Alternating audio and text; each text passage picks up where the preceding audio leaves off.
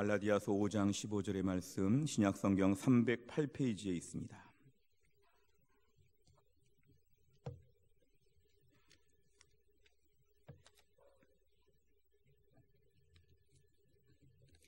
갈라디아서 5장 15절의 말씀 다 같이 읽겠습니다. 만일 서로 물고 먹으면 피차 멸망할까 조심하라. 아멘. 우리와는 조금 신학적 입장이 다르지만 그 기독교 장로회 측에 한신대학교가 있습니다. 근데 한신대학교에 상담학 교수님 중에 정태기 교수님이라는 분이 계시는데, 이분은 한국의 보수나 진보를 막론하고 상담학 분야에서는 이 정태기 교수님을 매우 존경하고 학문적인 업적이 매우 많으신 분이십니다. 저도 신학대학원 다닐 때 이분의 책을 가지고 공부한 적도 있을 정도로 매우 유명하십니다. 그런데 이분은 9살 때 자신의 인생에서 너무나 큰 상처를 받았다고 나중에 고백합니다. 이분이 9살 때에, 그 옛날이죠. 이분이 9살 때 우연히 동네 우물가 곁을 지나가는데 동네 아줌마들이 모여서 이 정태기 교수님 9살 때 어린 아이한테 무슨 말을 했냐면, 쟤는 왜 이렇게 삐쩍 마르고 눈만 크냐, 참 못났다, 이런 말을 했답니다. 근데 잘 모르는 분, 지금 이름도 기억이 안 나고 그분 다시 만날 수도 없는데 9살 때 지나가면서 들은 그 말 한마디가 이분에게는 30년 이상 마음에 상처가 있었답니다. 외모 컴플렉스. 어디 가든지 간에 남들이 그 아줌마처럼 나를 보겠지, 나는 삐쩍 마르고 눈만 크니까 아주 못났지, 남들 앞에 나갈 때마다 앞자리에 가는 것을 두려워하고 늘 뒤에서 머뭇거리면서 평상시에 늘 상처가 있었다는 것이죠. 나중에 결혼하는 과정을 통해서 그 사모님을 만나면서 이분의 마음이 치유가 되고, 오히려 그때 받은 치유가 너무 감사하여서 지금까지 상처받은 분들, 위기 상황에 처한 사람들을 도와주는 역할, 이 상담학 분야에서 평생 동안 열심히 일하신 분입니다. 돌아보면 그 9살 때, 그리고 10초, 20초도 안 되는 짧은 시간에 이름도 모르는 분이, 그리고 정확한 진단도 아닌 이 주관적인 말, 못났다는 말, 이 말 한마디가 누군가 인생에는 30년 이상의 못에 박혀있는 상처가 됐다는 것은 오늘날 매우 우리가 생각해 볼 만한 주제입니다. 정말 지나가는 말로 했겠죠. 그리고 그 아이를 괴롭혀야 되겠다는 말도 없을 수 있겠죠. 그냥 무심코 한 말이죠. 저 지나가는 쟤 참 못나지 않았어? 참 이상하지 않아? 이게 30년 이상 누군가를 괴롭히고 누군가를 어렵게 했다는 것은 참으로 우리에게 무서운 이야기입니다. 마치 요만한 불이, 얼마 전에 강원도에 산불이 크게 있었죠. 요만한, 만약에 조그마한 불 하나가 산에 던져졌는데 크게 번진 것처럼 이 세치혀도 안 되는 혀 가지고, 그리고 짧은 시간 말을 했는데 누군가 인생의 30년에 한 사람의 운명을 계속 절망으로 몰아넣는 무서운 독초가 되었다는 것, 이것이 바로 상처의 무서운 폐해입니다. 그래서 우리는 행복한 교회가 되기 위해서, 우리 교회를 잘 지키려고 하려면 이 상처에 대한 부분에 대해서 뭔가 철저하게 대비해야 됩니다. 오늘 본문의 말씀은 참 너무 과격하게 되어 있죠. 서로 물고 먹으면 피차 멸망한다. 다른 번역에 보니까 물고 먹으면을 물어 뜯고 삼키면, 물어 뜯고 잡아먹으면, 헐뜯고 해치면, 이게 다 같은 번역입니다. 우리 안에서 물고 뜯고 해치고 막 망가뜨리고 이렇게 되면은 결론은 이것입니다. 피차 멸망한다. 한 두 가지죠. 첫째는 서로 물고 먹는 게 되죠.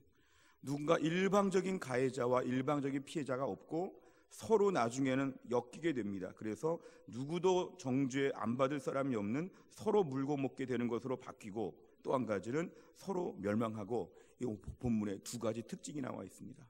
모든 다툼은 반드시 쌍방 책임이고 모든 다툼은 쌍방 멸망이다.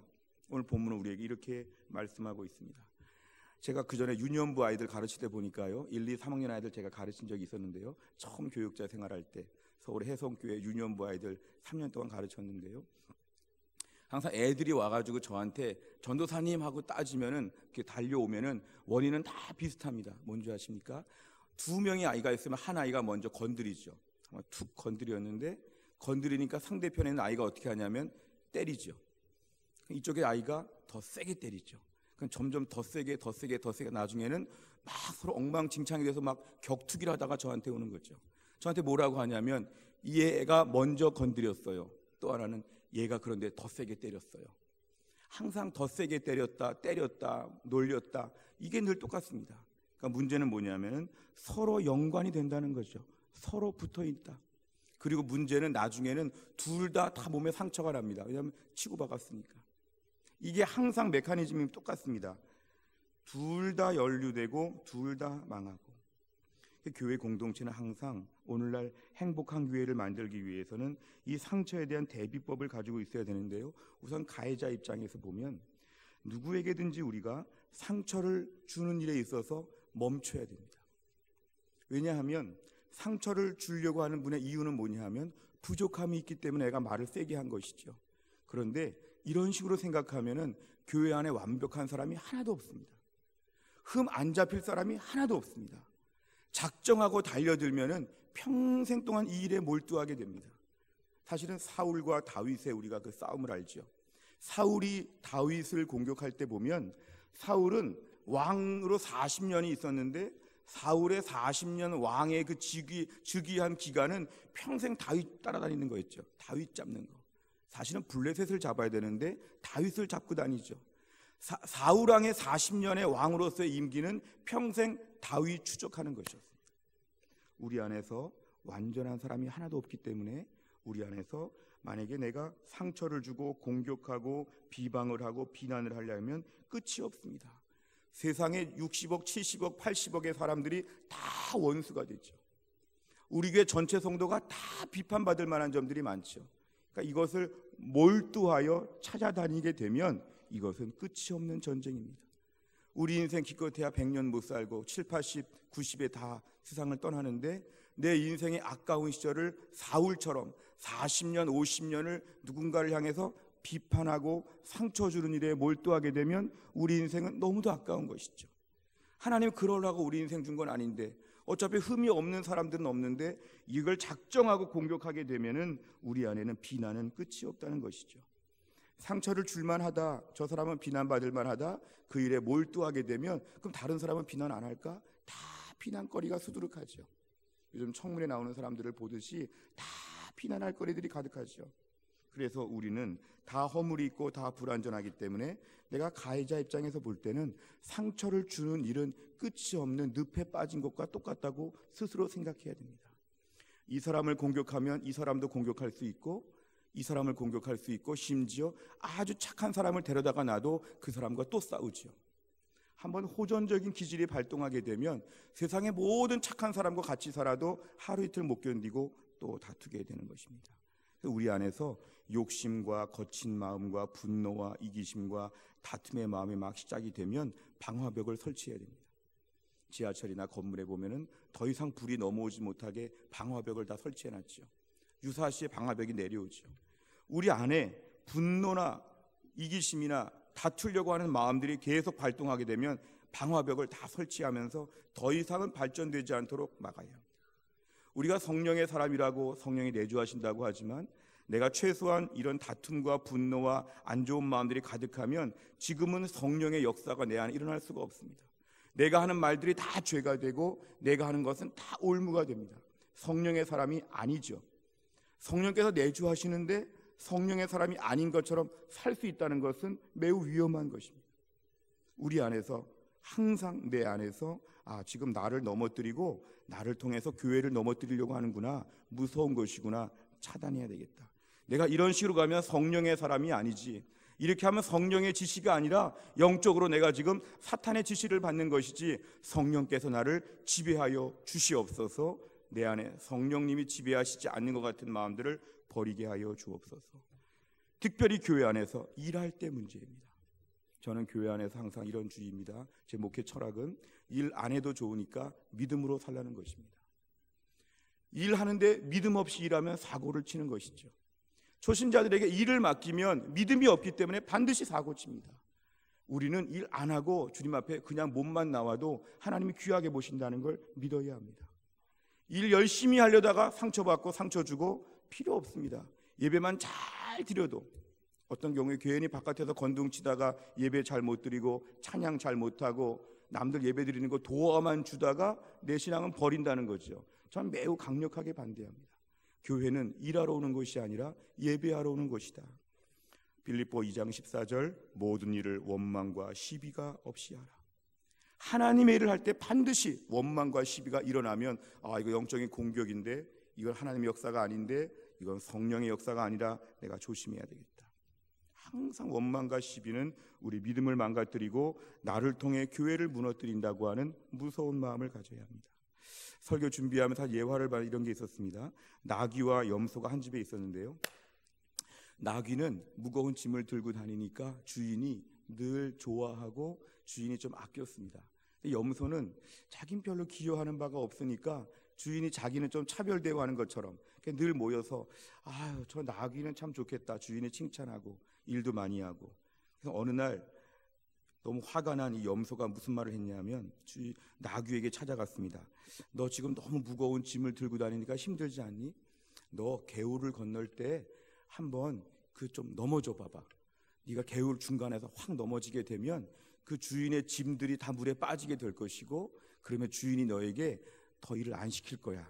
그렇게 한번 해봐. 이렇게 시켰습니다. 그러니까 나귀가 또 그 말을 듣고 귀가 얇아가지고 실제로 그전에 별로 힘들지 않았다고 생각했는데 어느 날 갑자기 힘들어지면서 개울 한복판에서 활락 넘어졌어요, 나귀가. 그러니까 주인의 그 짐들이 다 물에 빠지게 되었죠. 그 염소 생각에 저러면 나귀가 주인에게 혼나겠지. 그러면 주인이 나귀에게 뭐라고 하면서 나는 사랑해 주겠지. 염소가 계획은 그랬습니다. 근데 그 주인은 그렇게 나귀가 넘어졌는데 한 번 참았더니 그 다음날 또 한 번 들어놓고 며칠째 나귀가 계속 들어놓으니까 주인의 마음이 어떤 마음이 있었냐면은 그 나귀를 데리고 병원에 갔습니다. 그러니까 의사분의 처방이 내려지기를 바라고 어떻게 고쳐줄까 이런 마음을 갖게 되었는데, 의사의 말이 뭐냐면 염소의 간을 먹이면 낫는다. 염소의 간을 먹이면 이 나귀를 고칠 수 있다. 그래서 그날 염소는 그만 죽게 되었고 나귀가 그날 이후에 더 일 열심히 하게 되었다는 가슴 아픈 이야기입니다. 염소의 간을 먹이면 된다는 것이죠. 그러니까 자기가 그런 말을 했다가 나중에 자기가 잡혀 죽은 것입니다. 마태복음 7장 2절에 보면 너희가 비판하는 그 비판으로 너희가 비판을 받을 것이요 너희가 헤아리는 그 헤아림으로 너희가 헤아림을 받을 것이라.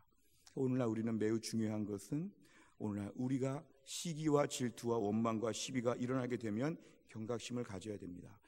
빨간불이 들어왔구나, 멈춰야 되겠다. 사실 우리는 남들 앞에 상처를 줄 자격이 없습니다. 가해자의 자격이 없죠. 왜냐하면 모든 사람은 하나님의 형상으로 지음을 받았습니다. 모든 사람이 다 하나님의 형상이죠. 우리가 볼 때 사람같이 보이지도 않고, 우리가 볼 때 너무도 미숙하고, 우리가 볼 때 너무 아무것도 아닌 것처럼 생각돼도 그 사람 안에 하나님의 형상이 있다는 게 기독교적인 인권에 대한 생각입니다. 누구도 함부로 볼 수 없죠. 어린 아이도 함부로 볼 수 없고, 아무 일도 못하는 사람도 함부로 볼 수 없죠. 심지어 죄를 졌다고 할지라도 그 사람에게도 하나님의 형상이 있다는 기본적인 마음이 있기 때문에 우리는 누구든지 교회 안에서는 모든 사람을 받을 수 있어야 한다는 것입니다. 로마서 15장 7절에 보면은 그러므로 그리스도께서 우리를 받아 하나님께 영광을 돌리심과 같이 너희도 서로 받으라. 따라해 보실까요? 너희도 서로 받으라. 한 번 더요. 너희도 서로 받으라. 아멘. 이 말씀 뭐냐면 너희도 서로 용납하라는 것입니다. 하나님께서 우리를 용납하셨지요. 왜 용납하셨을까요? 이렇게 부족한데도 용납하셨습니다. 하나님이 나를 용납하시기 위하여 얼마나 많은 대가를 치르셨는지. 그렇다면 너희도 서로 용납하라. 내가 볼 때 부족해도 하나님 볼 때는 그 사람을 받으셨으면 나도 받으라는 거죠. 주님이 예쁘다고 하시면 우리도 뭐라고 말해야 될까요? 예쁘다고 말해야 되죠. 주님이 괜찮다고 하시면 우리도 괜찮다고 해야 되는 거죠. 이게 바로 뭐냐면 성경적으로 볼 때 하나님의 형상으로 지음받은 사람들, 하나님의 자녀에 대해서는 동등하게 볼 수 있는 믿음을 준비하라는 것입니다. 그래서 우리는 교회 안에서는 어느 누구에게도 상처를 주거나 가해할 수 없다는 것을 분명히 알아야 합니다. 또 한 가지는 피해자 입장에서 교회 공동체는 상처에 대해서 늘 잘 알아야 되는데, 왜냐하면 교회 안에는 상처거리가 많기 때문에 그렇습니다. 어떤 초신자들은 교회 나오면서 이렇게 생각하죠. 교회 나오면 다 천사들만 있겠지. 교회 나오면 아브라함도 있고 이삭도 있고 다니엘도 있고 야곱도 있고 요셉도 있고, 교회 나오면 딱 그런 사람만 있겠지. 교회에 나오면 아브라함 같은데 아브라함과는 뭔가 다른, 이삭 같은데 이삭과는 뭔가 다른, 이런 분들이 막 섞여 있습니다. 오늘은 아브라함 같다가 오늘은 누구 같다가 막 이런 분들이 있죠. 교회 나올 때 초신자 때 너무 지나친 기대는 위험합니다. 왜냐하면 우리 육신이 죄성을 가지고 있고 이 땅에 한계가 있기 때문에 그렇습니다. 내가 원래 교회 나올 때 기대한 바는 천국 가서 기대해야 됩니다. 천상의 교회를 가면 정말 다 아브라함, 다 다윗, 다 모세, 다 바울, 그렇죠. 이 땅에서는 아브라함 같은데 아브라함이 아니었다는 걸 나중에 알게 되는 것처럼 이 땅은 그렇다는 거죠. 교회 안에서 우리가 피해자 입장에 생각해 보면은 소방 훈련하듯이, 지진 대피 훈련하듯이 날마다 훈련해야 됩니다. 이 땅의 교회는 불안전해. 이 땅의 교회는 어려움이 있을 수 있어. 상처받지 말아야 돼. 작은 일에 어떤 한 사람의 상처받으면 안 돼. 나는 그래도 교회 나올 거야. 난 그래도 믿음을 지킬 거야. 이 땅에서 나는 절대적인 것을 기대하지 않아. 이 땅은 늘 부족한 것뿐이야. 어느 교회도 다 부족해. 어느 사람도 다 부족해. 이 땅에서 상처받을 작정하고 교회 나오는 거지. 상처받을 작정하고 주의를 하는 거지. 어렵다는 거 생각하고 제자 훈련 받는 거지. 힘들다고 알고 중직자 하는 거지. 이런 마음을 갖는 게 오늘날 교회 안에서는 자주 강조되어야 합니다. 교회 안에는 특이한 사람들이 굉장히 많이 오는 것이 교회입니다. 예수님 말씀에 의인이 아니라 죄인 부르러 왔다고 하지 않았습니까? 건강한 사람이 아니라 병자. 그러니까 교회 안에는 늘 세상적으로 볼 때 더 특이하고 더 어려운 분들이 마지막에 최후의 보루로 나올 수 있는 것이 바로 교회라는 것이죠. 세상에서 재산 정도, 인격 정도, 최근에 다 끊으면은 세상에서 무슨 아주 특별한 라이언스 클럽처럼 특별한 아주 시니어 아주 그냥 특별한 대단한 사람들을 따로 이렇게 모아놓은 것처럼 그런 것이 아니죠. 교회는 대중적인 곳입니다. 대중적인 것. 이 대중적이라는 말은 대전역에 가나 서울역에 가나 다 사람들이, 모든 사람들이 모여 있는 것처럼 시끌벅적한 이런 대중성을 가진 게 바로 교회죠. 그러니까 교회 안에는 특이한 분들이 있을 수 있다는 걸 늘 아침마다 알고 오셔야 됩니다. 내가 인사하면 인사 안 받을 사람이 있을 수 있다. 나를 향해서 괜히 인상 쓸 사람이 있을 수 있다. 이걸 다 전제하고 교회 나오셔야 됩니다. 교회 나올 때는 다양한 사람들이 올 수 있고 다 신앙이 성장하고 있고 아직도 다 미숙한 사람이 있고, 하지만 주님께서 다 받으시고 이렇게 모아놓으신 것은 주님의 뜻이 있다. 그러니까 나는 우리 교회 위에서 충성하고 우리 교회에서 은혜 받고 여기서 뿌리를 내리고 여기서 하나님을 온전히 섬기겠습니다. 이런 결단과 다짐을 아침마다 하셔야 됩니다. 무균실이라는 데가 있죠. 무균실. 균이 하나도 없는 무균실. 막 이렇게 입어야 되고 소독을 해야 되고 무균실. 교회는 무균실이 아닙니다. 교회는 오히려 제일 때가 많고 제일 어려운 일이 많고 균이 많고 정말 버티기 어려울 정도의 이런 상황 가운데 우리가 신앙생활을 한다는 것을 믿어야 됩니다. 교회 나올 때마다 지나친 기대를 하지 말고 오늘도 내가 이 가운데서 믿음을 지키게 하여 주옵소서. 내가 이 가운데서도 아름다운 교회를 만드는 일에 제가 힘을 보태게 하여 주시옵소서.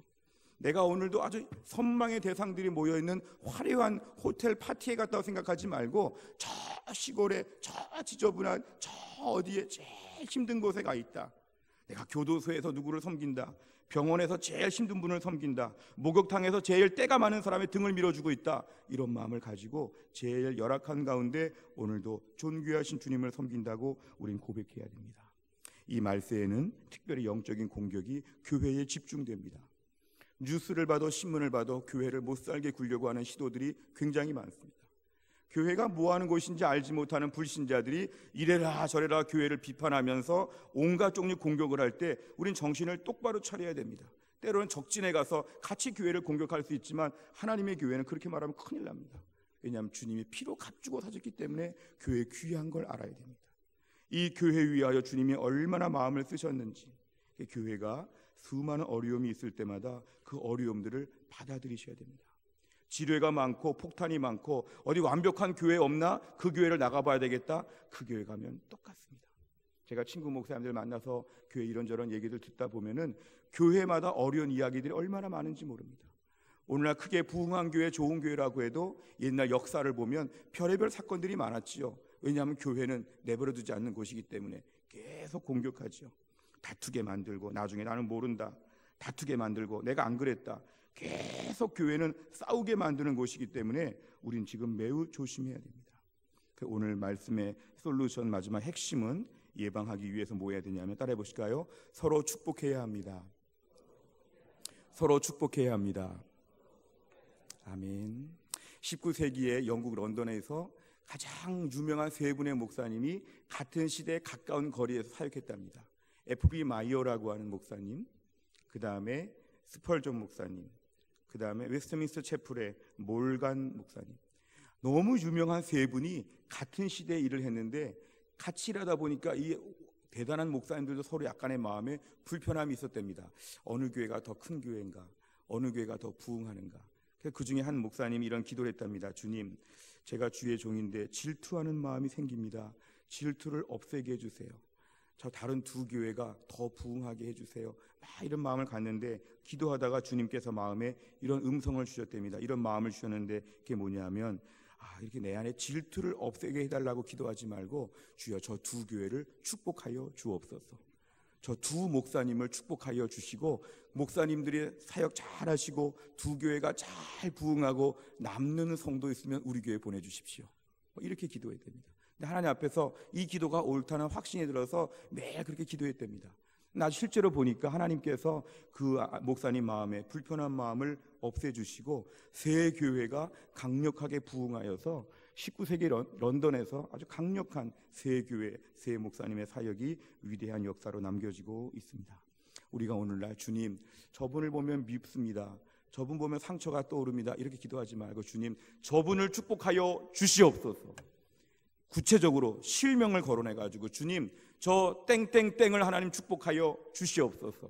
그렇게 되면 주님께서 그분을 복 주시면서 내 마음의 상처를 치유해 주시면서 나의 믿음을 자라게 하여 주실 것입니다. 누군가를 특별하게 불편하고 어렵다고 할 때 이 모든 것은 그래서 아주 결론적으로 볼 때는 내 은혜의 상태를 보여주는 것입니다. 상처를 주고받는 문제는 내 은혜의 상태를 증명하는 것이죠.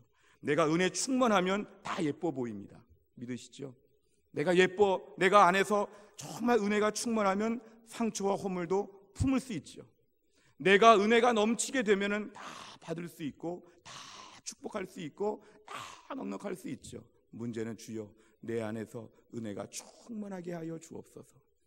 허물 많은 교회, 허물 많은 시대, 허물 많은 때 신앙생활 하면서도 교회 나오기만 하면 아이는 아이라서 예쁘고 어른은 어른이라서 예쁘고 저분은 저래서 예쁘고 이분은 이래서 예쁘고 다 예쁘다, 다 예쁘다.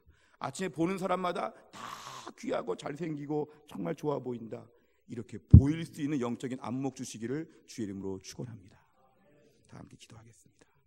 아버지 하나님 감사합니다. 오늘 주 앞에 나와 저희가 말씀을 듣는 중에 하나님, 우리 교회가 행복하고 부흥하는 교회가 되기 위하여 서로 축복하는 교회가 되게 하여 주시고 상처를 막고 이 말세지말에 영적인 분별력을 가지는 교회가 되게 하여 주옵소서. 악한 마귀 말세에 해도 안 되니까 교회를 스스로 다투게 만들고 넘어뜨려서 교회가 얼마나 부끄럽고 무기력한지를 증거하는 이 말세의 무서운 시대 가운데 내가 넘어지지 아니하고 나를 통해 교회가 힘들어지지 아니하고 내가 상처 치유에 적극적인 도구가 될 수 있도록 나를 사용하여 주시옵소서. 우리 모두가 서로 만날 때마다 축복하고 아침부터 저녁까지 하루 종일 다 예쁘고 다 귀하고 다 사랑스럽고 예수님이 저 사람 위해서 죽으셨다고 하는 마음을 가지고 하나님이 저 사람을 만세전에 창조하시고 하나님 형상으로 지었다는 걸 생각하고 교회 안에서 은혜가 더 넘치는, 그래서 말세에 우리 교회가 힘들고 어려운 시대를 살아가지만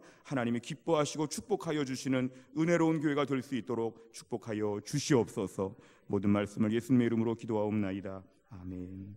함께 시간 기도할 때 먼저 말씀을 놓고 기도하겠습니다. 우리 안에서 상처를 주는 일들, 받는 일들 앞에서 오늘 말씀 앞에 해결을 보아야 합니다.